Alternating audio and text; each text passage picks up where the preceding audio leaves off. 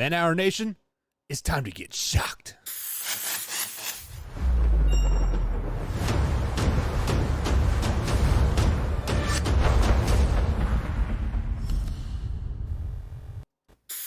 As the Colin Kaepernick saga continues here, he has officially thrown some passes at Michigan spring game.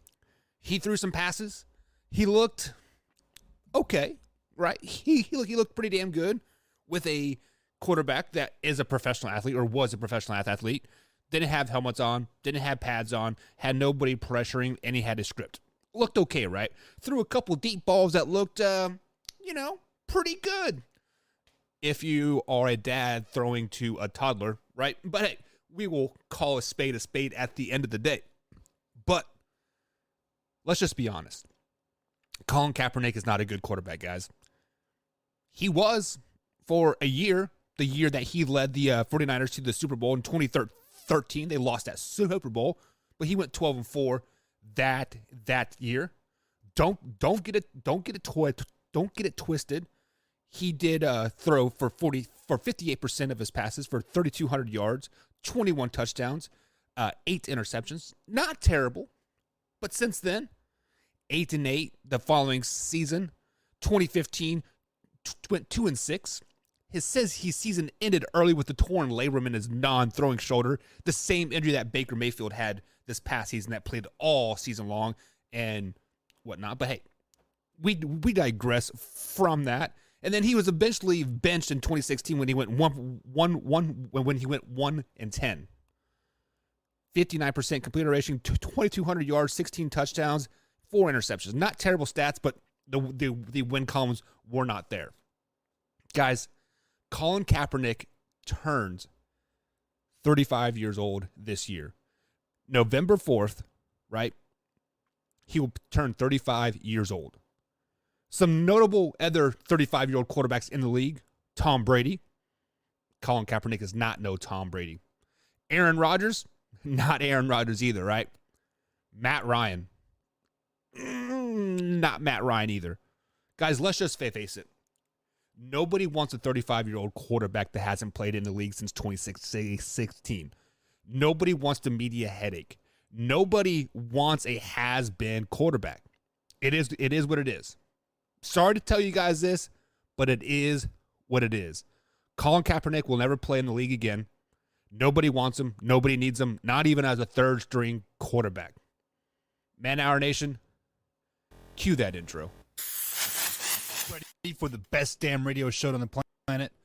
Man Hour Nation, rise up.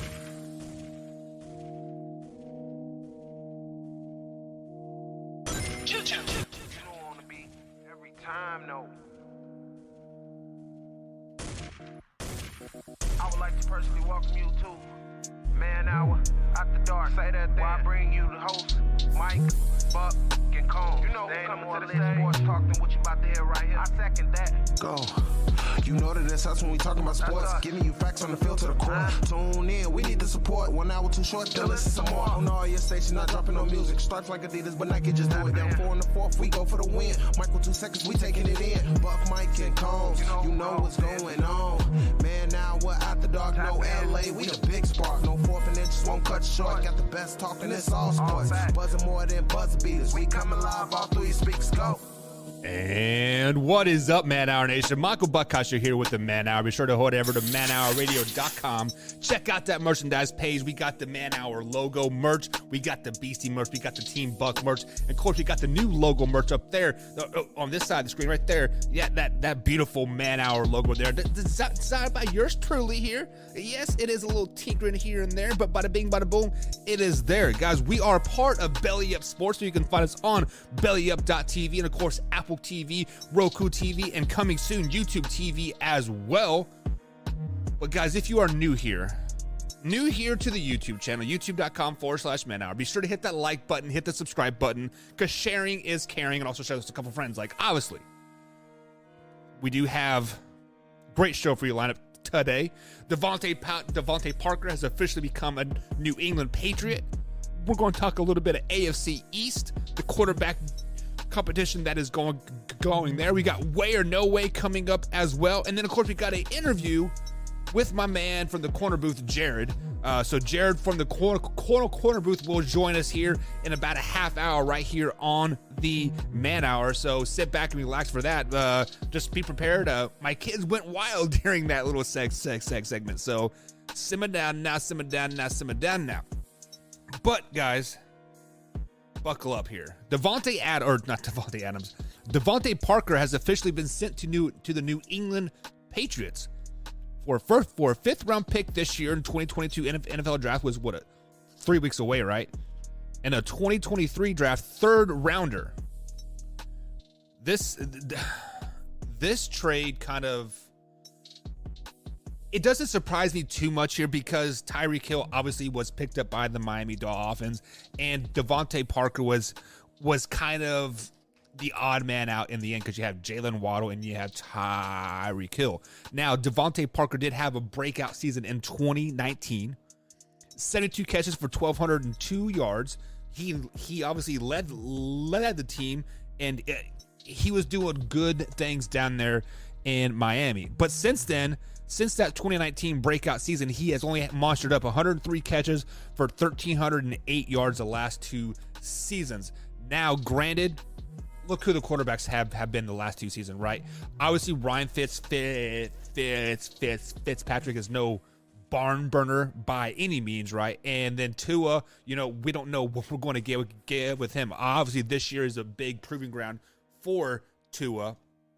But at the end of the day, Devontae Parker is now a New England Patriot, and he gets added to this. Look at this wide receiver core that is happening over here. That's quietly being built in New England. We have Kendrick Bourne, Nelson Aguilar. Yes, he was not very, very good in black and silver or in Philadelphia, but last season he kind of came into his own a little bit. We have Jacoby Myers, that young stud that's happening over there. The Patriots pick up Ty Montgomery from the Saints, right?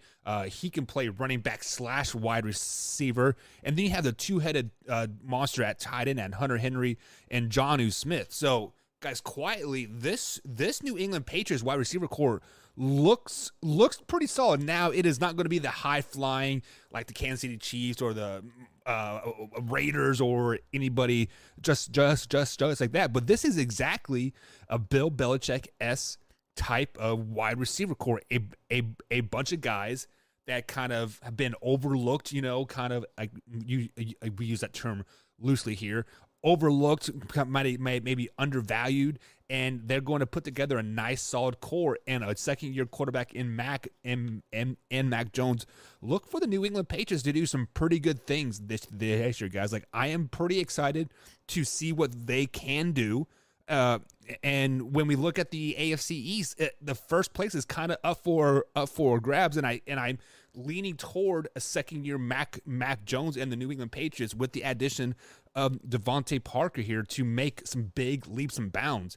They were a playoff team last year. Everybody counted them out, but they were a playoff team last year.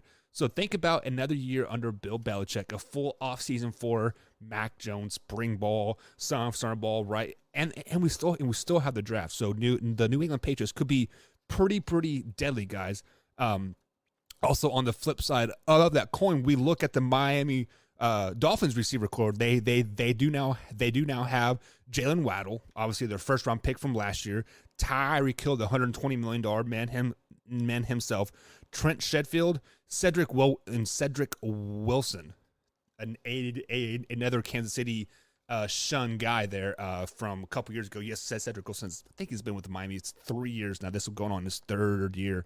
But looking at the Miami receiver core, it doesn't look as eye-popping now that Devontae Parker is no longer there, right? But only time will tell if that Tua to Tyreek Hill connection can happen. If Jalen Waddle can take big leaps and bounds coming up here in the second season as well. But the AFC East now. The AFC East obviously consists of the Buffalo Bills, the Miami Dolphins, the New York Jets, and the New England Patriots.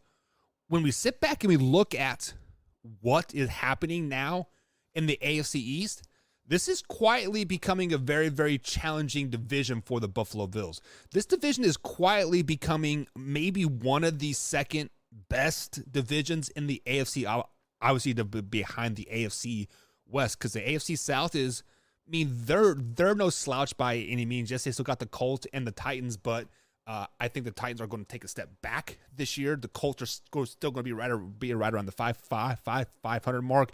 The Jaguars are the Jaguars, and the Texans are just a dumpster fire. And then we look at the AFC North, and we don't know what we're going to get with Deshaun Watson and the Cleveland Browns. The Pittsburgh Steelers are kind of in limbo, like at this point. We don't know who their quarterback is going to be. Well, they have Mitchell Trubisky, but is he the answer for long term here? We have the Ravens. I think we all know what I feel about Lamar Jackson. And then you have the Cincinnati Bengals. You know, they are probably going to take a few steps back this season. So I think the AFC East is quietly becoming the second best division in football, but the Jets will finish in last place. The Miami Dolphins, yes, guys, you can have all the pieces that you want. You guys are still going to be finished third in that division. The Buffalo Bills come in at number 2. Yes, I know, Bills fans. I know it. You guys all are up in arms about all these pieces that you've added and Von Miller and this. I get it. Prove it to me, right? Yes, I know you guys have Josh Allen. Josh Allen is a great talent. Probably the second best quarterback in the AFC, if not the best quarterback in the AFC. But prove it to me. New England Patriots will take this division this year because they have proved it over and over and over and over again. Yes, Tom Brady is gone, but Mac Jones fit in that role just nicely. Just nicely, guys. So, with that being said, guys, we are up against the first break here on the Man Hour. On the other side of the break, we have the infamous Way or No Way. If you guys need that morning shock, that morning little click in that link description below. Shocked Energy is powering Man Hour here on Man Hour AM, guys. Get it going. We'll be right back here on the Man Hour. I'm home from work and relaxing. I watch Man Hour while doing dishes. In bed, hiding from the wife and kids. What do you do when your husband and kid are obsessed with the Man Hour? You watch it with them.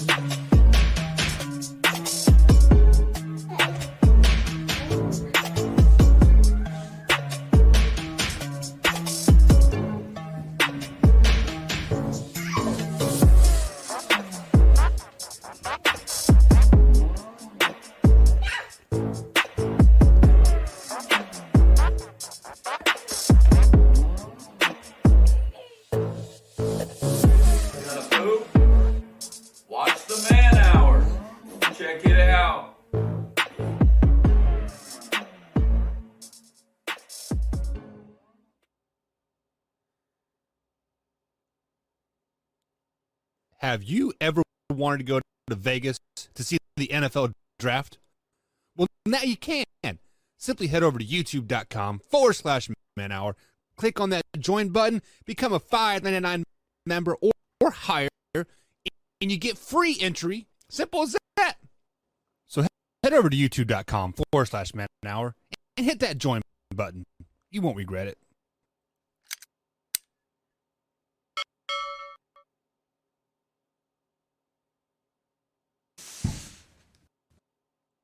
You're watching Man Hour. Hit that like button, baby. Man Hour Nation, it's your boy BC Beastie Brandon Combs coming to you with a special message. 22 veterans a day commit suicide. That's 22 too many. And here at the Man Hour, we want to bring awareness to this. Our brothers and sisters deserve our support and our help. With the Take 22 merch, it's a small opportunity to show our appreciation and support to our veterans and take a small step to ending veteran suicide and treating PTSD properly. Every dollar spent on our Take 22 merch will be donated to the cause. So Man Hour Nation, rise up and show your support. Man Hour Nation brought to you by Brooks Roofing and Siding. Contact them at 812-868-7663 or online at brooksroofingin.com. Brooks Roofing and Siding, protection you need when nature strikes.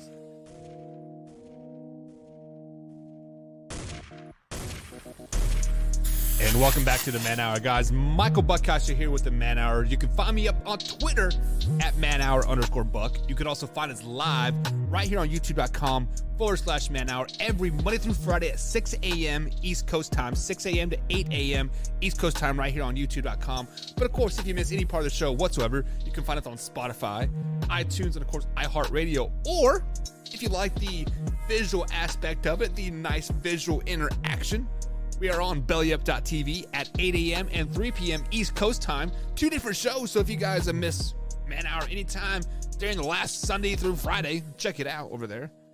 bellyup.tv. You can also find them on Roku TV and Apple TV as well. Simply search Belly Up Sports. 3 words there, Belly space Up Spot Sports. Download that and tell Man Hour sent you. So guys, it is Monday here. Happy Monday. Let's get the week started off right, guys. Have a great week. It's April 4th here. It's going to be a fantastic day. And each Monday here on the Man Hour, about this time of day, we do way or no way. If you guys simply have a way or no way, hit me up on Twitter at manhour_buck. Slide into those DMs. It is open. Or you can at me at manhour_buck with the hashtag way or no way. It will get it on air. It's way or no way is a very, very simple game. You give me a statement, and I tell you if it's way or no way. Fact or crap, as some people like to say, but we do way or no way here. So I don't have the graphics and sound effects all set up yet here. So bear with me on this. But it is Championship Monday. Duke, it's not Duke. Sorry guys. Sorry Blue Devils. We have the Tar Heels taking on the Jayhawks. University of North Carolina taking on the University of Kansas. Isn't it weird that Kansas goes by KU, like Kansas University, but on all their billboards and stuff, that's University of Kansas? I just thought that was kind of weird. But the first way or no way comes from my man Trace over there on the old Twitter machine. He tweeted at me at manhour_buck. And he says, Buck, way or no way?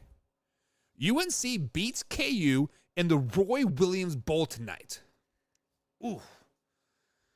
So North Carolina is an 8th seed. Kansas is a 1 seed, if I'm not mistaken. Tar Heels beat Duke by 3 points on Saturday night. Kansas dominated Villanova by 12 points or whatever it was. It might have been 20. I think it was 81-63 was that final. Kansas looked like a dominant team. And me being a K-State guy myself, Kansas State University Wildcats bleed that purple from Kansas. It makes me kind of vomit in my mouth every time I talk about Kansas. Let's just be flat out honest about it. I don't like the red and blue. I don't like them. I don't like Bill Self. I don't like Roy Williams. I don't like anything Kansas stands for. They steal our coaches. They lock them in closets. They beat the kids. Whatever. Way or no way. UNC beats Kansas tonight in the Roy Williams Bowl. No way. Sorry. That just made me sick. But no way. Kansas is going to dominate North Carolina tonight, guys. Sorry to say it, but Kansas looks like a team on a mission right now. Yes, they squeaked by Providence. Yes, they squeaked by not Miami. Who else did they play? Can't even think of the other team that they played. But they've been dominant form since they dominated Miami in the Sweet 16. They dominated Villanova on Saturday. Kansas is going to win by 12 plus points. The Kansas Jayhawks are going to beat North Carolina Tar Heels in this Roy Williams Bowl by 12. Why is it called the Roy Williams? Because Roy Williams coached at both Kansas and North Carolina, for people that don't know that. So that is why we're referring to it as the Roy Williams Bowl. So guys, just, there you go. Next way or no way comes from the old Twitter machine at manhour_buck. They use hashtag way or no way. Buck, way or no way? With Major League Baseball opening day being 3 days away, people are way overexcited for opening day. Baseball opening day is kind of like NFL opening day. Actually, no. Baseball opening day is one of the most exciting days in sports world. So the answer to that question is no way. People are not over excited about it because it is exciting, because when that first pitch in the baseball opening day happens, spring is here. Like, we officially have spring fever, right? It is supposed to be nice outside, even though it's snowing outside right now here in Indiana, which is stupid. But it is supposed to be nice outside. You're supposed to get a rebirth. You are supposed to get excited about life again, right? All the gloom and dory of the last 3 months with that snowing and icing and being crappy, and Valentine's Day, if you're single, it sucks, and New Year's Eve I think is overrated, and Christmas and all that. Yeah, I do like Christmas, but like past Christmas, like it sucks until now. Like, opening day for baseball, it's like, boom, spring is here. It is time to get excited. So no way people are not overexcited about opening day, but once opening weekend is over, baseball kind of goes back to the back burner again. Unfortunately, NBA kind of takes over because the playoffs start here in a couple weeks, right? We have the draft coming up. We have the NFL off-season. Unfortunately, guys, NFL will trump Major League Baseball even in the off-season until about All-Star break time, and then people started getting excited about baseball again. So after the All-Star break, people will get excited baseball like again. But no way, you cannot be overexcited for opening day. Come on, man. Next up, coming on the way or no way. This one come from a Facebook group. So if you guys have Facebook, you can find us on facebook.com/manhoursports. We have a bunch of groups over there. We have trash talk groups for all sports, and then divisionals and NFL and teams and all that other stuff. So this one says, way or no way, the Steelers have to draft a quarterback in this year's draft. So this is interesting, because the Pittsburgh Steelers did pick up Mitchell Trubisky this year from the Buffalo Bills on a 2-year kind of prove-it deal, right? I talked to my man Jared from the corner booth here, as you guys will see that see that segment coming up here very, very shortly. When we think of the Pittsburgh Steelers, we think of a team that has your shit together, right? They've had like 3 coaches in 50 years, right? They've had the same quarterback forever, and Ben Roethlisberger, 18 years, and before that, they had Cordell Stewart for a pretty long time. So the Pittsburgh Steelers are like our team that kind of has their shit together, it seems like. So when they traded for Mitchell, or they picked up Mitchell Trubisky in free agency, it was kind of eye-raising to a fact that, the Pittsburgh Steelers see something in Mitchell Trubisky, right? They are just not going to pick up a quarterback just to pick up a quarterback because they don't think Mason Rudolph is the guy, which I don't think he is. So Mitchell Trubisky has been to the playoffs twice with the Chicago Bears. He had a 12-4 season, right? He had a very lackluster relationship with their head coach, as we come and find out. So I'm going to say no way on this. I don't think the Pittsburgh Steelers have to draft a quarterback this season to be successful by any means. But if they were to draft a quarterback, it would be good for the quarterback to go to the Pittsburgh Steelers. The Pittsburgh Steelers have a team that is set. They are literally a quarterback away to kind of being that front runner again back in the North, right? Yes, I know we have the Browns and the Ravens and whatnot still, but the AFC North is loaded. But the Pittsburgh Steelers are a team ready to strike right now. They'll be just fine with Mitchell Trubisky at the helm. But if they were to draft a Malik from Liberty, or the kid from Ole Miss, Connor, right? It would be a great opportunity for them to sit a year. Yes, I know Soup Boss is like out there. Oh, the quarterback doesn't need to sit for a year. But it would be great for them to sit behind Mitchell Trubisky, push him, and we'll see what we really got from Mitchell Trubisky and, a drafted quarterback. So they don't have to draft a quarterback this year. So no way on that, but it definitely wouldn't hurt them to draft a quarterback either. So give me a hashtag waffle in the chat, because I definitely waffled around that answer, but it's definitely a no way. They don't have to draft a quarterback this year. Next one here.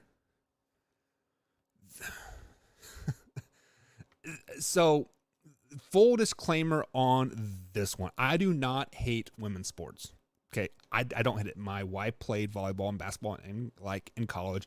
She beats me on the court damn near every day, right? I don't hate women's sports. I watch high school basketball all the time, girls basketball and tennis, and so I just want to put that out there. But this one comes from the old Twitter machine at @manhour_buck with the hashtag way or no way. This one comes from Trent. South Carolina versus UConn made you like women's college basketball? No way.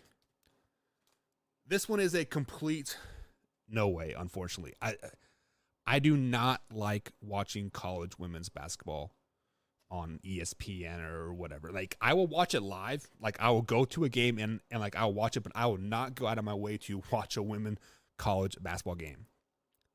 South Carolina did beat UConn 64-49 in their second ever championship, which is congratulations for them. They were a very dominant team all year. I did get an opportunity to watch them when they played Kentucky. And like, we got to watch the game live. It was a very, very, very, very, very fun game. But South Carolina had 49 rebounds. UConn had 49 points. Like, it was just I don't want to go into this. Like, no way. I don't want to go out of my way to watch women's sports. WNBA, basketball. Now, I will watch volleyball. I enjoy volleyball. We had what's her face from Kentucky on it. Her name slipped on my mind right now. She was the SEC Player of the Year 2 years ago. But yeah, I mean, college volleyball is very enjoyable to watch. Me and my wife watched the whole SEC and the Big Ten tournament, and then the NCAA tournament. It was a lot of fun, but I'm also not going to go out of my way to watch it though either. Does that make sense? So no way on this one, unfortunately. So final way or no way of the day: LeBron James. LeBron James is the GOAT. Let's just say it is here right now. LeBron James is the GOAT. But they hit me up on Twitter at @manhour_buck with the hashtag way or no way. LeBron James' career is over. Way or no way?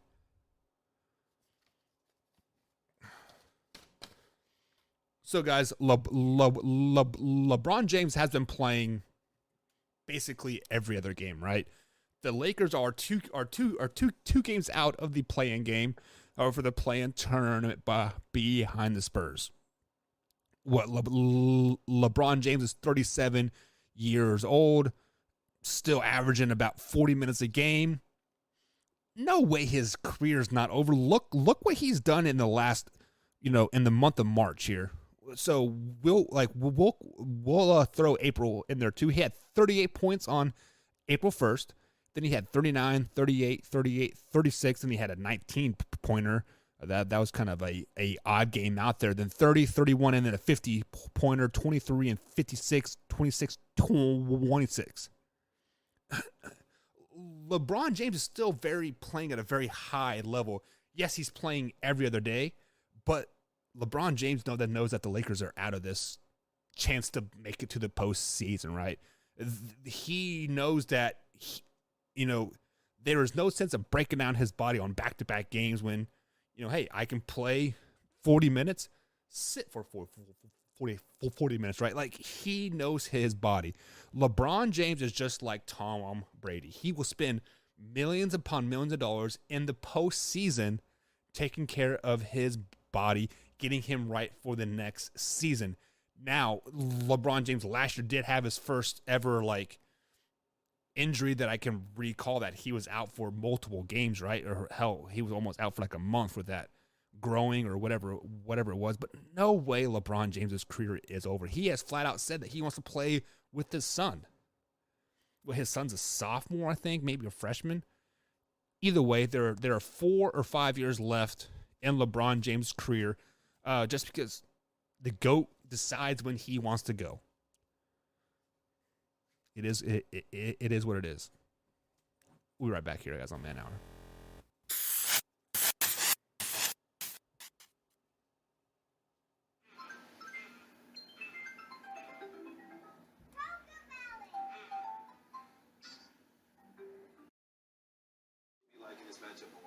I give a slight edge, Mike, to Marquette because they're playing on their home court, and Marquette's been taking care of business on the road.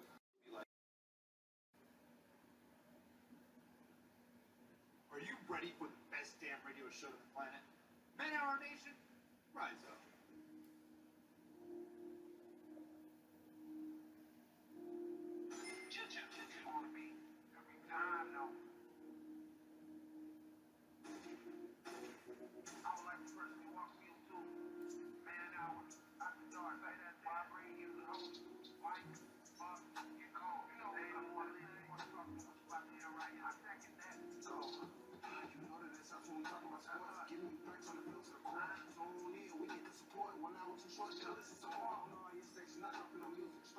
Station not dropping no music. Starts like Adidas, but Nike just do it. Down 4 on the 4th, we go for the win. Michael 2 seconds, we taking it in. Buck, Mike, and Combs, you know what's going on. Man, now we're out the dark, no LA, we the big spark. No fourth and inches won't cut short. Got the best talking, it's all sports. Buzzing more than buzzer beaters. We coming live off 3 speakers, go.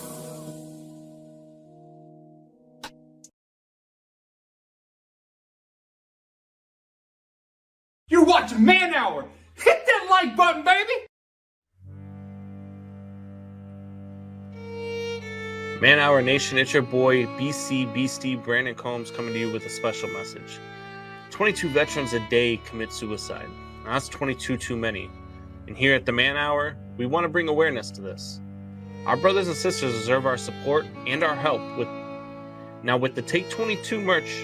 It's a small opportunity to show our appreciation and support to our veterans and take a small step to ending veteran suicide and treating PTSD properly.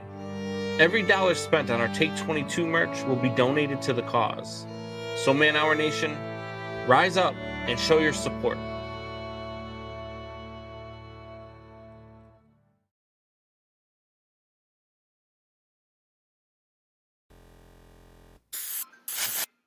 And welcome back to the Man Hour, guys. Michael Buckasha here with a special guest from the corner booth, Mr. Jared himself. Jared, what's going on today, man? Mike, thanks for having me, brother. I appreciate it. Well, first things first, tell the people what corner booth is all about. Well, the corner booth, basically, guys, is a place where guests come on and they crack a beer and they talk like they would at a sports bar. Basically, my thought was, why are all these radio shows and all these podcasts, every athlete acts like they've got a stick up their butt, right? They really have, like, they're all, like, uptight. There's no real authenticity. So about 3.5 years ago, me and a co-host of mine decided, hey, let's start a podcast where people actually can be themselves and talk and crack a beer and just enjoy themselves. So 3 years ago, the corner booth was born, and now it's kind of grown its own animal. It's going almost done with season 7. Season 8 will start August 1st for the NFL season, so it should be a good time. Yeah, so that's exactly what the Man Hour is we are just live, raw, and uncut, and we speak what's on our mind, and we don't really give two shits about what you think about it.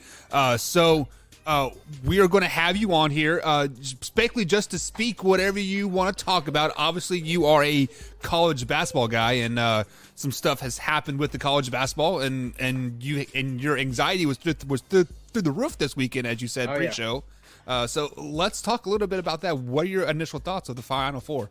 Well, so I was a little disappointed. I wanted a UNC Villanova rematch because that Chris Jenkins jump shot back in 2016 was one of the darkest nights of my life. That, if you people don't remember, North Carolina Villanova 2016, Marcus Page, it's a game tying 3. Chris Jenkins in overtime hits a game winner at the buzzer, and I just sat there like in shock. And then it was cool for Villanova, but every time I see that moment, I still picture it. So I wanted a rematch, obviously, between North Carolina and Villanova, and also the two underdogs, better for betting odds, obviously. But Kansas is just they have all NBA guys, and Villanova's got a bunch of fifth-year seniors. So honestly, that game was kind of blah. I watched 20 minutes of it, and I was like, this is getting really boring because, like, I'm watching Villanova just get outclassed. It looked like It looked like a team like I don't even like Phoenix, Minnesota, or one of these like actual good playoff NBA teams playing a bottom feeder squad like Houston. It looked like they were outclassed. So, but last night at 8:50 till about 11:30 last night was probably one of the greatest college basketball games I've ever seen between Duke and North Carolina. That game was back and forth. I think the largest lead Duke had was 7, and the largest lead North Carolina had was 6, which is what I think the final score was. Up until that final shot by Caleb Love, I think that the game was neck and neck. And then that 3-pointer by Love at the end, if you haven't seen it, go check it out. It's on every social media site that exists on Twitter, Instagram, whatever. It was a beautiful shot. It was a dagger. It was just like the place erupted. I have a buddy who's worked for Barstool Sports and a few other spots. He was in the arena. He goes, dude, the place erupted. And a couple thoughts, like one, Caleb Love, I said this to a friend of mine this morning in the gym. I said, this kid is Kobe Bryant-esque, where it's like, it's effortless, and he's got no fear, and he hits shots. Come on, man. Kobe Bryant. Bro, listen, it's the type. It's not he is going to be Kobe Bryant. He's Kobe Bryant-esque. When I say, like, because I'll talk about this in a little bit with my draft comparisons and everything else, but I look at guys for the prototype they fit. Okay. They're not going to be just that. Like, when I was in college, I said Andrew Wiggins had Tracy McGrady-esque, like, talent. But did he have Tracy McGrady's killer instinct? No. So it unfortunately, like, these guys, they get these comparisons. People automatically think, oh, that's their be all end all comparison. No, they're a prototype. So Caleb Love, to me, I follow you. A lanky, athletic, polished shooting guard with freak athleticism and a dagger of a jump shot and no fear when he shoots. And so that's why I'm like, oh, this. And I watched this guy take 2 dribbles, 3 steps to the basket and glide around 2 guys trying to take a charge and hit a layup. And I'm just like, that's just unhuman athleticism and grace and like ability. And I watched him basically just be the dagger in the side of him and Brady Maddock, who, oh my God, that man was like a roller coaster of emotions, missing free throws, bad fouls, but then hits a clutch tying 3. This North Carolina team's an anxiety attack. That's all it is. Yeah. So let's flash back to Kansas here a little bit. Me being a Kansas State fan, I know all about the KU Jayhawk crap, and I'm a K-State alum. So the hatred for Kansas in me is pure and to the bone. Mm-hmm. But when I saw Kansas on the floor last night, I'm like, they are going to win the national championship. They look so damn good. And I know you are a North Carolina guy, but I don't think North Carolina can compete with Kansas. Here's my thing, though. It's like, that was my thought last night. I was like, okay, maybe we might be a little class. Kansas has such great talent, but so did Duke. Duke has 4 guys who are going to be drafted in the next 2 years in the top 10. Kansas 2 guys as well. The game that kind of stuck out to me was, well, one, Villanova, but when they I think it was Elite 8, Sweet 16. Kansas squeaked by whoever they were playing, and it wasn't even a good roster. Right. And I'm looking at I'm watching the game. I'd have to go back and look, but I'm watching the game, and I'm thinking to myself, what am I missing here with Kansas? Because I watched so much college basketball in my life. I only watch it for 2 months out of the year. I will never lie to anybody. I say late February to early March is when I watch college basketball. Before then, the NFL takes center stage, and it will always take center stage in my heart.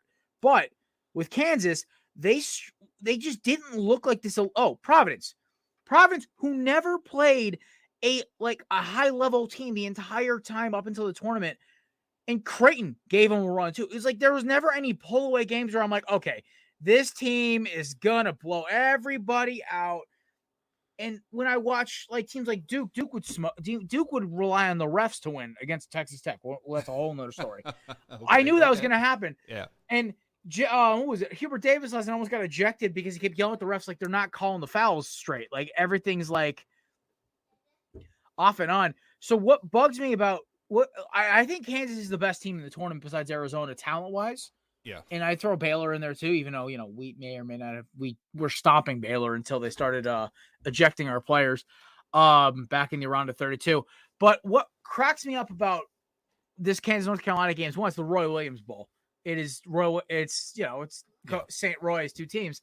But also, what cracks me about Kansas is that they just don't play like they're a team. They play like it's like a bunch of good players and they play ball, but it's like watching a pickup game. Like there's there's little things where I watch it and I'm like, okay, yeah, that's great. And that's freak athleticism. But I'm like, oh my God, that's not a team. That's 5 guys on the floor.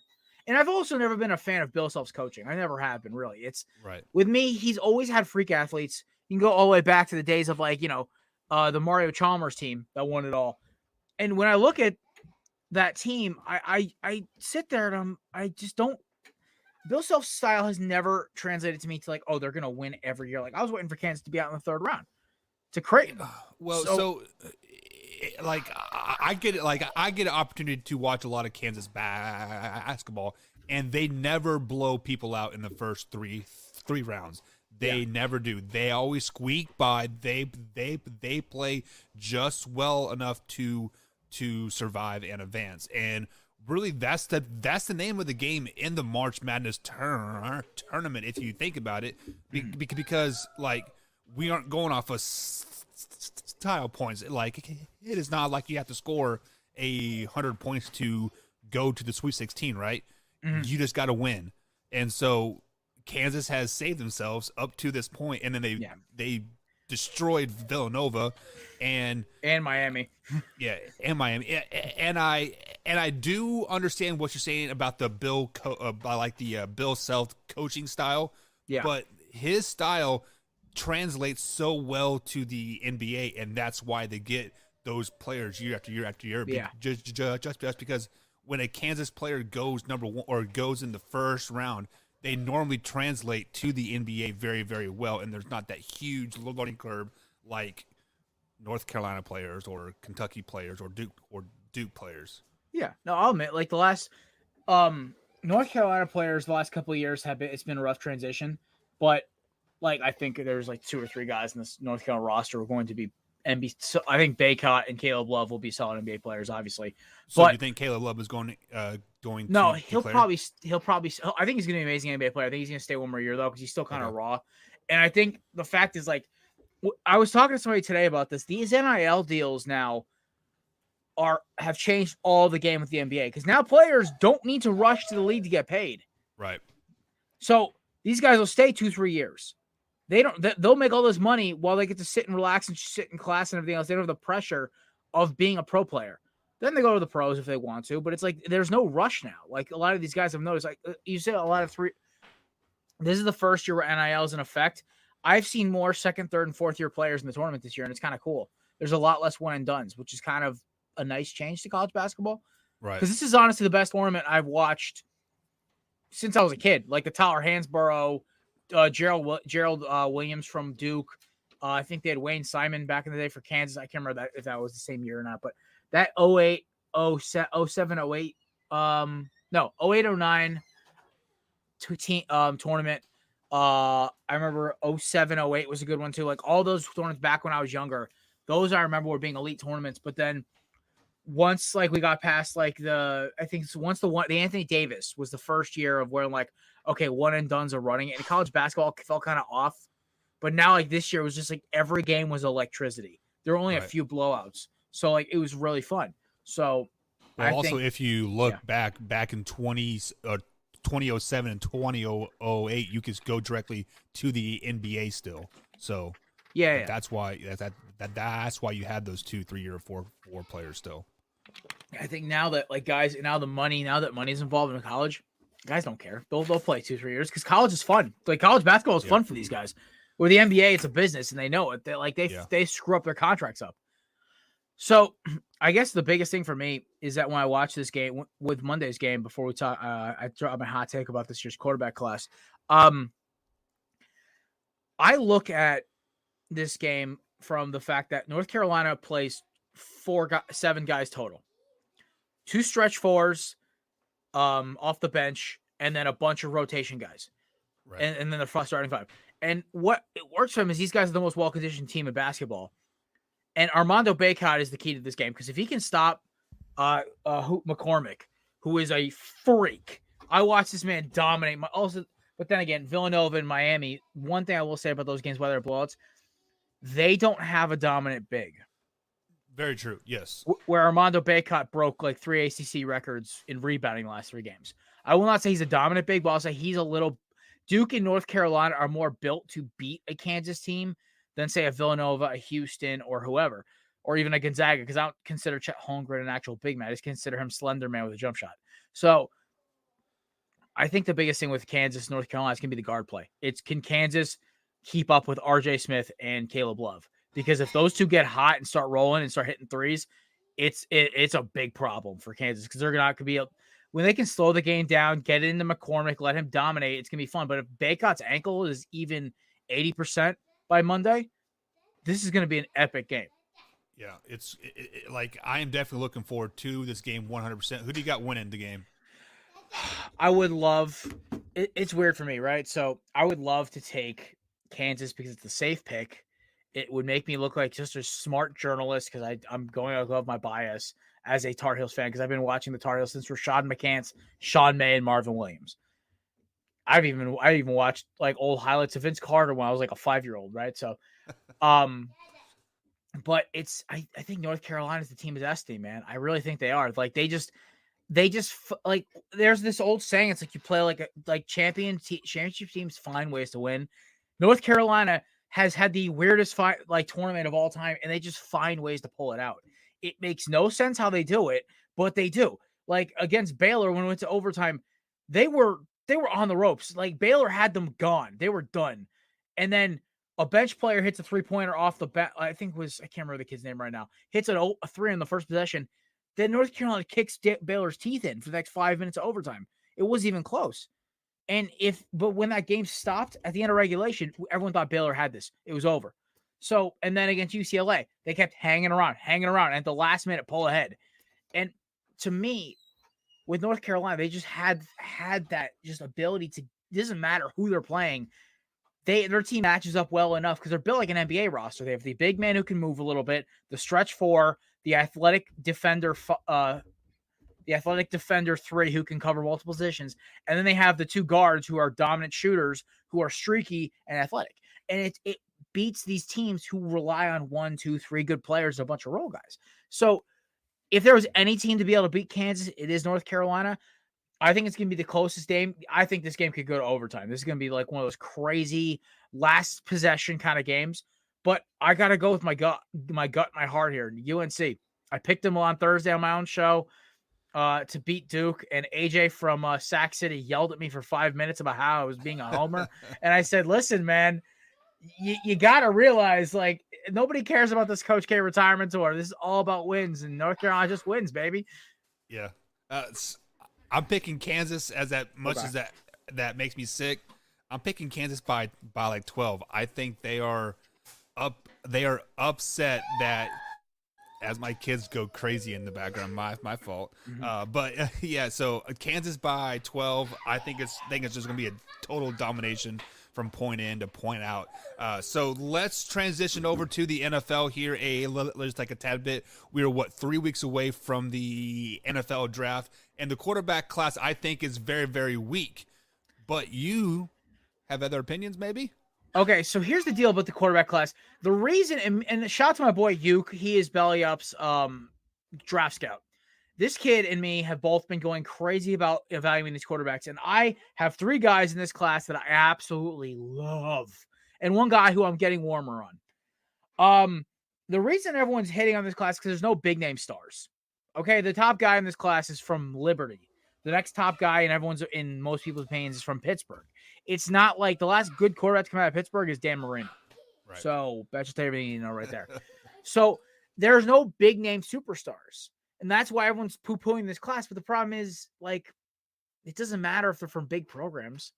Like, these guys are good players. So first off, I think Desmond Ridder is going to sneakily be a great NFL starter because all he does is win. He has great anticipation. He does everything right. He has a B+ arm and A+ mobility, and he just makes it work. Second, my sleeper. This guy is going to be a great quarterback in this league. I don't know where he's going to go. He's not a first-year starter because his footwork is atrocious, but the dude has a Josh Allen arm and is just an absolute – he just has great deep ball presence and accuracy. It's Carson Strong out of Nevada. He is my number 2 quarterback on this list when I did my top 5 rankings, because I said I would rather have a guy who off his back foot can put it 60 yards in the bucket than a guy who has to wear gloves, has abnormally small hands, and runs a simple offense. I don't care what level they play at. I get you. Yeah. I mean, And then that's very true. Yeah, very true. And then the last one is like, I love Malik Willis and I love Matt Corral. But Matt Corral to me is the higher upside because this dude played in an offense with pro guys against pro secondaries and lit them up like Christmas trees. And he's got the swagger. He's got the charisma like a Joe Burrow, like a Baker Mayfield did come out of college.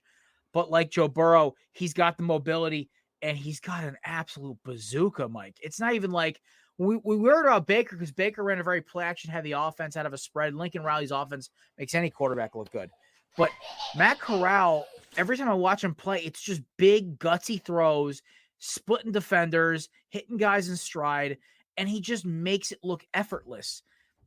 When I watch Matt Corral, I think Matt Corral, whichever team he goes to in the first or early second round, he will, if there's a chance to start, he will start early in this season. He's going to be the best quarterback in this class. I think Willis is going to have a great career.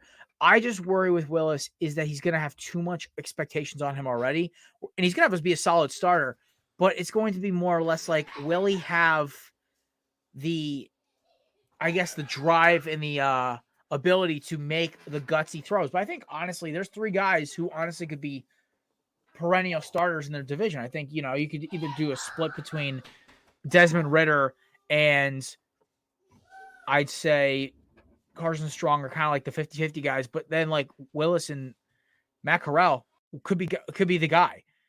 So what cracks me up about everything in this class is that when I am watching these guys on tape, they look just as good as the guys that apparently we thought were all superstars last year. And last year's class was supposed to be the class of quarterbacks.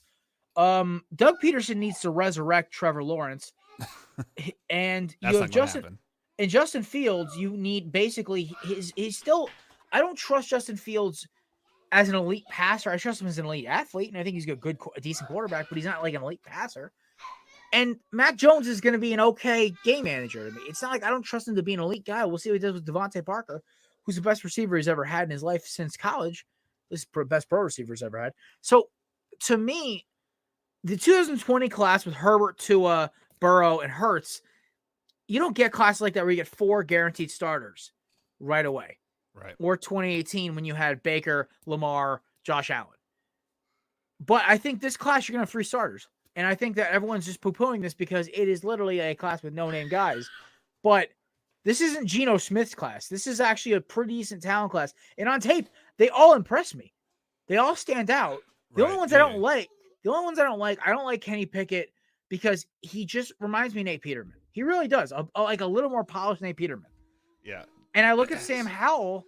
Sam Howell's a better armed Alex Smith. So he might be a good starter, but he's not going to go to a team who's going to give him a start right away. So to me, I think the 4 guys I mentioned, Strong, Willis, Ridder, and Corral, are going to have great shots to be decent starters in this league. And we may be talking about this actually was a surprise class. Yeah, so on the flip side of that, a lot of teams don't need quarterbacks this year, to be totally honest, because the teams that needed quarterbacks got quarterbacks last year or in free agency. And this is a very wide receiver heavy class and a very defensive heavy class as well. So they could fall to teams that don't need quarterbacks now, i.e. the Colts, maybe the Cowboys. So I mean, they could definitely have time to grow. What's wrong, man? Hey man, that's what happens when you have kids, man. You just get it's a full-time job. Yeah. They're WWF in here. Nice. But yeah, so you're hype for WrestleMania tonight. Yeah, so I mean they do have room to grow, which is good for them, which is positive, but I don't see any of them really having success. I think in Carolina, off the rip, they need a quarterback. Obviously, they're not running with Sam Darnold or PJ Walker or the ghost of Cam Newton, whoever it is. Also, I look at Seattle. They might take a guy they might take a flyer on a Matt Corral or a Desmond Ridder because I don't trust Drew Lock. They don't trust Drew Lock, and they got to see what they got. The other wild card here is Detroit. Apparently, my man MCDC douche biting kneecaps brother, he loves Desmond Ridder. And Desmond Ridder in Detroit is a great combo. One, because Ritter's never had a receiver with DJ Chark's speed. You also have Amon-Ra St. Brown and Josh Reynolds, who are both great route runners and get open. TJ Hawkinson, who's a top 10 tight end. And DeAndre Swift. Detroit, if Ridder can actually, and a good offensive line, if Ridder can honestly play any better than Jared Goff, which the benchmark is so low for how bad Jared Goff was last year, that they honestly could be a decent team. And I actually have them as my surprise team right now to be the last wild card spot in the NFC, because Minnesota got worse. Green Bay got worse, and Chicago got worse. So in my look right now, if Detroit has a good draft, they're a 10-7 team that sneaks in behind like the likes of like a Dallas or Philly as the first wild card slot, and then probably I'd say either Arizona would be the second one, maybe New Orleans. I don't know. It's like with Detroit, they have this. So I had Detroit. There was a Detroit guy on a YouTube show I watched that I can't remember the name of it right now, but he said there was 10 wins. He nailed them all down, and he goes, they're going to split with Minnesota, split with Chicago. They're going to beat Chicago or split them twice.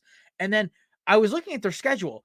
There's easily 9 out of division wins, or maybe 8. I mean, yeah, you're going to lose to the Philadelphias of the world. You're going to lose to Green Bay twice.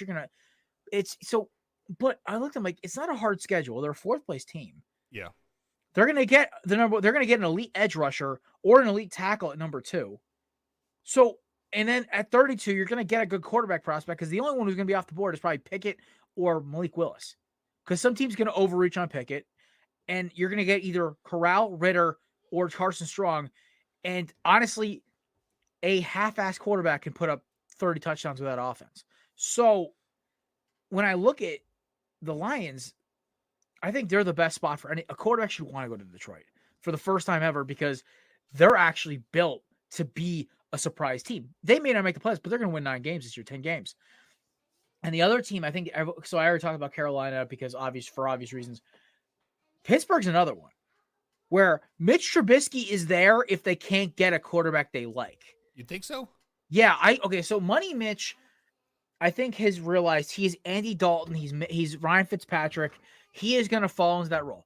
I watched Trubisky in college as an ACC football fan. I watched him play. I was never sold on his ability. I was sold on his ability to extend plays, make good throws on the run, but in the pocket, I've never been sold on that or his arm strength. He's a good in-between quarterback if they can't find their guy this year. Malik Willis, I think, is their guy, and if they can get him at 20 or move up to go get him in the teens, that's their guy. Kenny Pickett, somebody's going to take a flyer on him like an idiot, and it's going to be hysterical watching him be Nathan Peterman 2.0. I think he's got a little more swagger than Peterman. He's a little better thrower and a little more athletic. Obviously, I think he's a little more amped up version of what Peterman was ability, because Narduzzi recruits a simple type of quarterback every time. But when I look at these guys, there's about 5 teams who could use a quarterback, and they may not on the surface appear like it. And the Colts, like you said, is another one. I think Matt Corral to the Colts is a home run, or Carson Strong to the Colts, because they sit a year or two behind Matt Ryan. They get acclimated to Frank Reich's system, and by 2024, they're rocking and rolling out the gate, ready to go. Or they're like and also another team that here's a sleeper team, right? You should think about. What do the Packers do? Not first round, obviously. Yeah. But second or third rounds, like clearly Jordan Love's not the guy, or else they wouldn't have gone all out for Rodgers. They're gonna try to move up to get a receiver, obviously, because they need somebody for Rodgers to throw the ball to. They're kind of like this weird mystery right now. So I don't know. The draft's going to be an odd, like that April 27th here on bellyupsports.com, courtesy of our boys over at MD's Fantasy. They're going to be doing this show. I will be on a couple other shows as well, but it's going to be a weird draft. I have no idea. Like, I'm doing a mock draft today for my show for Tuesday, and I don't know who I'm picking for like half the picks. If the Packers draft a quarterback, Green Bay Packer fan base will go apeshit. They will. I know, it's the best part. I secretly hope hope now that they draft a quarterback in the first round. I don't think they will, but I think second or third is very realistic. And it comes down to this. It's like, unfortunately, we know Jordan Love is not a good quarterback. Jordan Love needs more honing and more polishing and more coaching than possible because the problem is he's not going to get reps in Green Bay. He came in against Kansas City, and Kansas City gave him every opportunity to beat them, and he couldn't do it. Yeah, the Chiefs defense at that particular time did start to step up and look a little bit better, so I give them that. And it was Jordan Love's first start ever, and he did get kind of thrown in the fire with like the Thursday before. So, like, he does have a little bit of, leeway there. I think Jordan Love needs to sit one more year, and like the pressure just needs to be off. Just like, hey, just sit here, just grow, soak up as much as you can, and spank these kids. And are you done, kid? There you go. But Jordan Love is a very big question mark, and unfortunately, he won't get the opportunity to really show his skills because Aaron Rodgers will be there for another 3 or 4 forever years. and ever. The second they sign, I think the thing with the Rodgers deal is, unless it goes all 4 years, the Packers are screwed financially if that doesn't go all 4 years now, because the incentives on that deal and how everything's worded, they're gonna have to eat some serious salary cap. Like, I think it's always like $40 million. Yeah, they're gonna eat so much dead cap, and it's gonna destroy their franchise for 2 years. But what are you gonna do? It's the world we live in now. The team who's the most screwed with dead cap, if they end up moving on from it, is the Browns with Watson. Yeah, they better pray that there's nothing else coming from this, and he plays and he lights up for them, or they are hosed. Yes, I secretly hope it's a bust, to be honest with you. But that is just me being a Brown hater and a Baker Mayfield fan at the end of the day. But Jared, thank you for being here with us today. Tell the people where they can find you and all that good stuff. You can find me at this little handy corner right here, Jared. That is my personal Twitter and also my personal Instagram, Facebook, everything else. But you can also find my amazing show, Corner Booth Podcast, on at Corner Booth Pod on basically every social media site. Good show this week. Our Thursday show, we have Brad from Unbearable Sports coming on. He's always a character. And mock draft show coming this Tuesday, should be dropped Wednesday morning. So appreciate you, Mike. Thanks for having me on. Yeah, we do definitely love some mock drafts over here on the Man Hour, so be sure to check that out, guys. So, guys, we'll be right back here after the break. Stay tuned.